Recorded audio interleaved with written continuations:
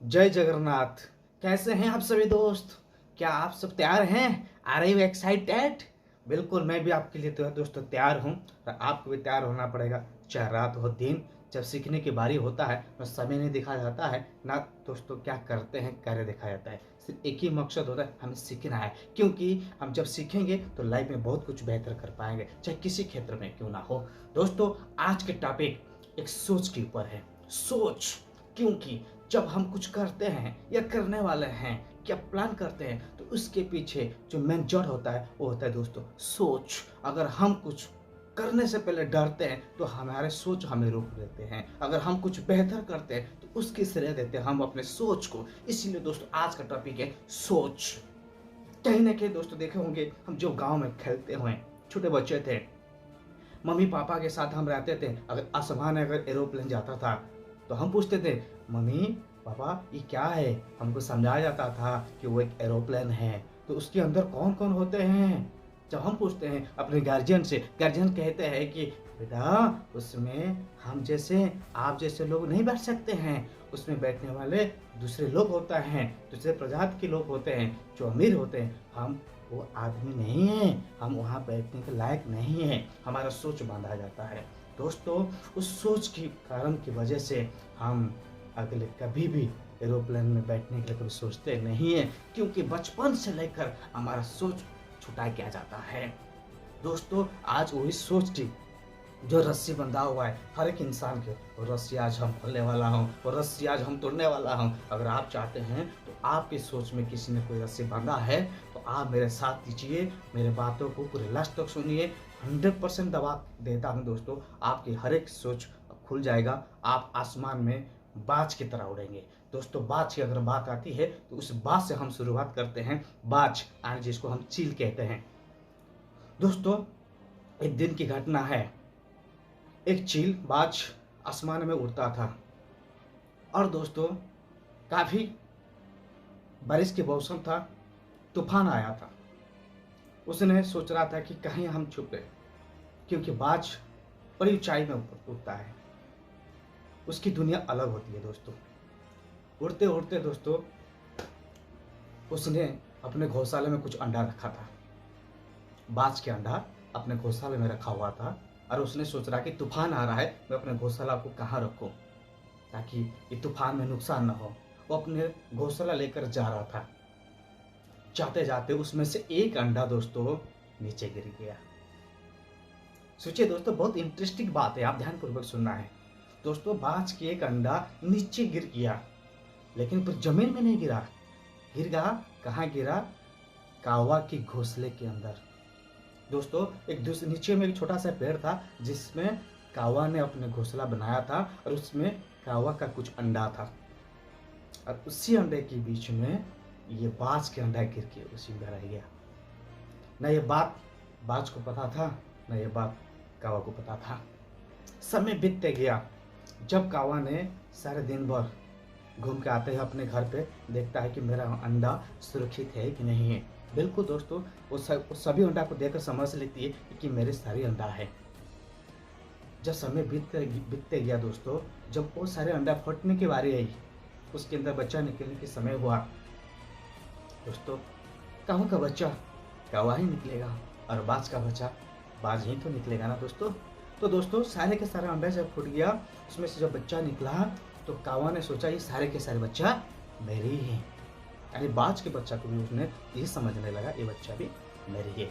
क्योंकि यही सोच रहा था कि मेरे घोंसला है, दूसरे का बच्चा कहाँ से आएगा। उनको भी सोचने की बात सही है। दोस्तों, माँ की कर्तव्य कावा ने बड़ी अच्छे से निभा रही थी, फर्ज बड़ी अच्छे से निभा रही थी।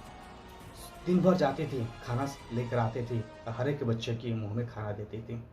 अपने बच्चे की जैसे वो बाज के बच्चे की बड़ी आसानी से देखभाल किया। किसी भी कोई चीज में कमी नहीं रखा, छोटा से बड़ा किया, देखभाल किया, क्योंकि वो अपने बच्चे की तरह मानता था।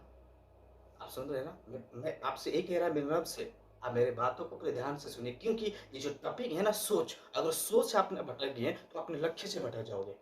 अगर सोच आपकी पक्की है, अपने टारगेट भी पक्की है, अपने लक्ष्य भी पक्की है, अपने सपने भी पक्की है, अपना ड्रीम भी पक्की है, अपने कामयाबी भी पक्की है। दोस्तों, जब उस बच्चे धीरे धीरे बड़े हुए, खेलने घूमने का समय हुआ। कौवा ने क्या किया, उन सारे बच्चे को लेकर जंगल में गया और कहा, अब बच्चों, अभी आप लोग बड़े हो चुके हो, अभी आप सभी का बारी घूमने का है, आप सभी का बारी अब उड़ने का है, अपने पंख को मजबूत करना है, आप सबको उड़ने की बारी है। तो एक एक के बच्चे को कौवा ने उड़ा रही थी। कौवा का बच्चा कौवा की तरह उड़ा। और जब दोस्तों बाज के बच्चे की सब बारी आई, बाज के बच्चा जैसे उड़ान लगाया, पूरी आसमान के ऊपर चला गया दोस्तों, पूरी ऊपर चला गया। कौवा ने नीचे रहकर कहते, अरे बेटा नहीं नहीं, इतना ऊपर नहीं जाने का, उस ऊपर हमें उड़ने वाला प्रजाति हम नहीं है, वो दूसरे जात का पक्षी होता है, हम तो कौवा है, नीचे ही हमारा परवरिश होती है, तो ऊपर मत जाना, अगर ऊपर जाओगे तो गिर जाओगे, तेरा पंख टूट जाएगा और तो कभी जिंदगी में उड़ नहीं पाओगे। तो उस बाज के बच्चा ने कौवा की बातों को सुनकर वो भी मान लेती है। हाँ, वो बाज के बच्चा भी कौवा को अपने माँ मानती है, क्योंकि जब से जन्म हुआ तो कौवा को देख रहा है। उस बाज के बच्चा ने कहा, नहीं, मेरी माँ जो कह रही है वो सही कह रही है, मुझे ऊपर नहीं जाना चाहिए, अगर मैं गिर गया तो मेरा पंख टूट जाएगा, मैं आगे और उड़ान नहीं लगा पाऊंगा, मेरा करियर खत्म हो जाएगा। ओके, कौवा ने कह रहा, देखो तुम्हारा भाई बहन जैसे नीचे खेल रहा है, नीचे उड़ रहा है, तो नीचे ही उड़, उनके साथ रह, उनकी तरह, ऊपर मत जा, कि वो दुनिया दूसरे पक्षी का होती है, दूसरे प्रजाति की पक्षी की होती है, हमारी नहीं है। तो उनकी बातों को सुनकर दोस्तों बाज के बच्चा भी नीचे आ जाती है, देखता है हाँ ये मेरे भाई है, ये मेरे बहन है, उनके साथ वो खेलते घूमते। इसी तरीके से समय बीतते जाता है। वो बाज के बच्चा भी धीरे धीरे बड़े होते जा रहा है।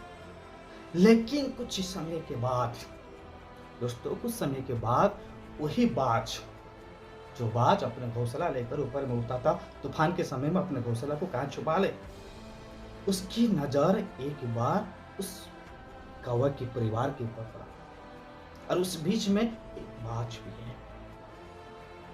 उसने सोचा, अरे यार, वो अपने बच्चे को पहचान नहीं पा रही है।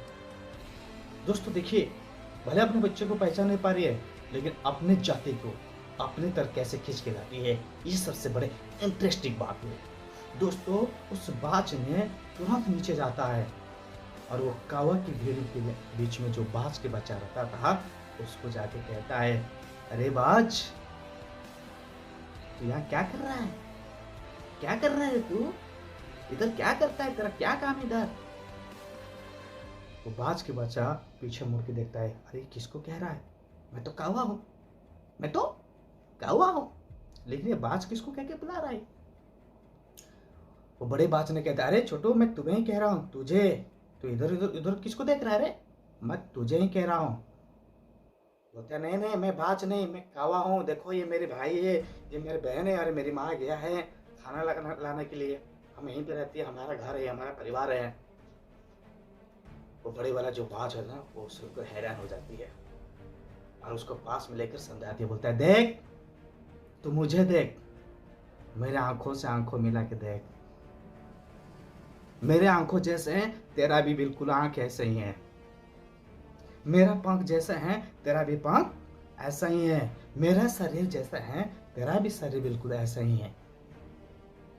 अगर मैं ऊपर उड़ सकता हूं, तू भी ऊपर उड़ सकता है, अगर मैं बाज हूं, तू भी बाज है, तू कौवा नहीं है, तू कौवा नहीं है, तू बाज है। उस बाज के बच्चा ने इस बात को गहराई से लेती है, और जो सामने से जो बाज उनको समझा रहा था, वो सारे के सारे नीचे से ऊपर देख रही है, सही तो कह रही है, उनके ऊपर भरोसा किया। और उस बड़े बाज ने कहा, मुझे पकड़, मेरे हाथ पकड़, हमारा दुनिया ये नहीं है, कौवा की भीड़ में रहना है, हमारा दुनिया ऊपर है, चल मेरे साथ, तो बाज का बच्चा है, बाज की तरह जी, कौवा की तरह नहीं है। उस बड़े बाज ने जो छोटे बाज को हाथ को पकड़ता है, और वो छोटे बच्चा के जो छोटा बच्चा था बाज, वो बड़े बाज की बातों को मानता है, उसके ऊपर विश्वास करता है, और उसके हाथों को बड़ी मजबूत से पकड़ करके, और बड़ी वाली बाज उसको आसमान के ऊपर ले जाती है, बोलता है, देख, ये दुनिया को देख, इससे एंजॉय कर, ये तेरी दुनिया है, ये तेरे लिए ही बना है, तू नीचे क्या कर रहा है। दोस्तों, जब उस आसमान में उड़ान लगाती है वो बाज के बचाना, असली जिंदगी वहीं से शुरू होती है उसकी। दोस्तों, ये जो बाज वाला स्टोरी यहीं से खत्म होती है, लेकिन इससे क्या हमें सीख मिलती है? आज अगर हम अपने करियर में, किसी को 20 साल हो गया, किसी को 25 साल हो गया, किसी को 30 साल हो गया, अभी भी अपने करियर हम ढूंढ रहे हैं, अपने दुनिया हम ढूंढ रहे हैं, नहीं मिल रहा है। अरे भाई 30 साल लगा दिया आपने, 20 साल लगा दिया, 25 साल लगा दिया अब ढूंढने में, तो ढूंढोगे कब? तलाश करोगे कब? अब उस दुनिया में ऐश कब करोगे? बिल्कुल ऐसे ही दोस्तों, आज जिस जगह में मैं खड़ा हूँ, इस जगह को आने से पहले मैंने भी कावा की भीड़ में रहता था। हमने भी कावा की भीड़ में प्रवेश करता था। कोई बाज आया, मुझे समझाया, मेरे पास बैठा और मुझे बोला, देख, मुझे देख, तू भी इंसान है, मैं भी इंसान हूँ, मेरे पास भी 2 हाथ पाँव हैं, तेरे पास भी 2 हाथ पाँव हैं। अगर मैं उस भीड़ से उठकर कामयाब बन सकता हूँ, तू भी बन सकता है। अगर मैं लाखों कमा सकता हूँ, तू भी कमा सकती है। अगर मैं इज्जत शोहरत कमा सकता हूँ, तू भी इज्जत शोहरत कमा सकती है। अगर मैं अपने माँ को सारी दुनिया की खुशी दे सकता हूँ, तू भी दे सकता है। ये कौवा की भीड़ में रहने के लिए तेरे दुनिया नहीं बना है। उठ वहां से, निकल। और दोस्तों, यकीनन मानिए, मैं उन शख्स के हाथ को पकड़ा और उस भीड़ से आज मैं यहाँ खड़ा हूँ और आपके सामने। उस महान आदमी की वजह से आज मैं आपके सामने कुछ कह पा रहा हूँ। और मुझे उम्मीद है वो महान शख्स जो मेरा हाथ पकड़ के लेकर आया था, वो भी मेरे वीडियो देख रहे होंगे। तो आपसे, आपको, आप कहीं भी हैं, आपको मैं जानता हूँ, आपसे आज बात मेरी हुई है, आप कहीं भी है, आपको मेरा विनम्र प्रणाम। क्यों? आपके दिन है जो आज मैं कुछ कर पा रहा हूँ, आपके दिन है जो आज मैंने कुछ अचीवमेंट किया हूँ, और आगे बहुत कुछ करना है। दोस्तों, फालतू में समय बर्बाद करके कोई फायदा नहीं। सोच, जो हमारा सोच किसी ने बांधा था, वो खुलना है, खोल के देखना है। और सबसे बड़ी इंटरेस्टिंग और एक एग्जाम्पल देती हूँ। भला हम जानते हैं वीडियो लंबी हो रही है, लेकिन अगर आप सोच रहे हैं कि इतना बड़े लंबे वीडियो को कौन देखेगा, अरे भाई इतना लंबा उम्र क्यों जी रहे हो? क्यों 60-70 साल हम जी रहे हैं? आधा उम्र में मर जाते हैं, है ना? इससे डर लगता है ना? नहीं, मेरे पूरा जिंदगी जीना, अरे पूरी जिंदगी जीना तो पूरी जिंदगी भर सीखो ना। कहाँ खत्म होता है सीखना? इंसान जब तक जिंदा है ना, तब तक सीखने की जरूरत है, क्योंकि शिक्षा कभी खत्म नहीं होती है। दोस्तों, आप अपने गांव में, अपने मोहल्लों में देखे होंगे, जो बाछुड़ा होता है, गाय की बच्चा बाछुड़ा जैसे जन्म लेती है, इंसानों ने उसके गले में एक रस्सी लगा देती है और उस रस्सी को लेकर किसी खुम में बांध देती है। और बच्चा कई बार कोशिश करता है वो रस्सी से निकलकर अपनी माँ के पास जाने के लिए, लेकिन वो रस्सी को तोड़ नहीं पाती है, क्योंकि उसके पास उतना ताकत नहीं होता है कि रस्सी से वो छुटकारा मिल जाए। जैसे ही वो जन्म लेती है, उसके गले में रस्सी हो जाती है। और दोस्तों, कई बार प्रयास करते करते करते करते जब वो हार जाता है, नहीं, ये रस्सी हम तोड़ नहीं सकते हैं, ये हमारे लिए रस्सी है, ये रस्सी की वजह से हम यहीं पे रहेंगे, हमसे ताकतवर ये रस्सी है, तो बछड़ा यही सोच लेती है। कई महीना प्रयास करते करते बाद जब यही मान लेती है हम ये रस्सी से छुटकारा नहीं मिल पाएगा, वही बछड़ा जब धीरे धीरे बड़ा होता है, बैल बन जाता है, क्या लगता है वो रस्सी ताकतवर है? दोस्तों, वो बैल से क्या, रस्सी से ताकतवर वो बैल है? अगर एक बार कोशिश करेगा ना, एक रस्सी क्या 5 रस्सी तोड़ देगा, लेकिन कोशिश क्यों नहीं करता है? जब से उन्होंने जन्म लिया है, तब से उसकी सोच में क्या डाला है?